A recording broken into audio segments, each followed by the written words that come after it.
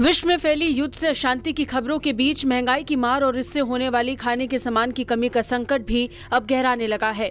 रूस यूक्रेन के बीच जारी युद्ध अब तक निर्णायक मोड़ तक नहीं पहुंचा है। यही वजह है कि दोनों देशों के बीच जारी तनाव का असर बाकी देशों पर पड़ने लगा है। जहां एक तरफ क्रूड ऑयल की कीमतों में लगातार उछाल आ रहा है, तो वहीं गेहूं जैसी जरूरी कमोडिटी की कीमतें भी कई देशों में महंगी हो गई हैं। हालांकि गेहूं का महंगा होना भारत के लिए फायदेमंद साबित हो रहा है। बता दें, ग्लोबल मार्केट में गेहूं का भाव बढ़ने के बाद भारत ने निर्यात बढ़ाना शुरू कर दिया है। अगर गेहूं और अन्य एग्री प्रोडक्ट आगे भी ऐसे ही महंगे बने रहे तो इससे किसानों की आमदनी बढ़ाने के सरकार के प्रयासों को धार मिल सकती है। गेहूं के दो मुख्य उत्पादकों रूस और यूक्रेन के बीच युद्ध के कारण मध्य पूर्व और उत्तरी अफ्रीका के देशों में गेहूं की भारी कमी हो गई है। बता दें, भारत और चीन के बाद सबसे अधिक गेहूं की उपज रूस में होती है और रूस विश्व में गेहूं का सबसे बड़ा निर्यातक भी है। वही बात अगर यूक्रेन की करें तो यूक्रेन भी विश्व के सबसे बड़े गेहूं के निर्यातकों में से एक है।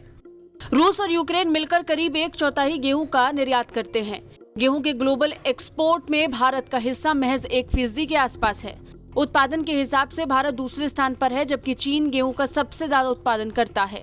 रूस दुनिया का तीसरा सबसे बड़ा गेहूं उत्पादक देश है, जबकि यूक्रेन 7वें स्थान पर है।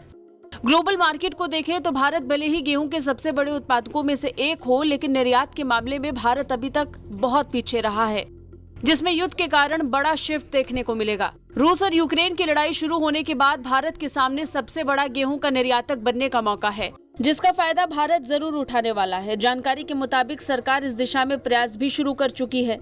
मिस्र, चीन, तुर्की, सूडान, बोस्निया, नाइजीरिया, ओमान, दक्षिण अफ्रीका और ईरान जैसे देशों के साथ सरकार प्रक्रिया को आगे बढ़ा चुकी है।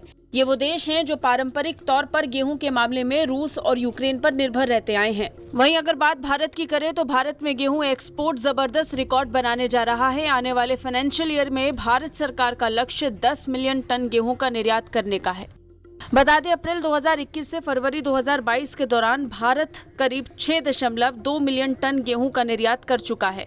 हालांकि 2022 का मार्च का महीना भारत के लिए निर्णायक साबित होने वाला है, जिसका सबसे ज्यादा फायदा देश के किसानों को होगा।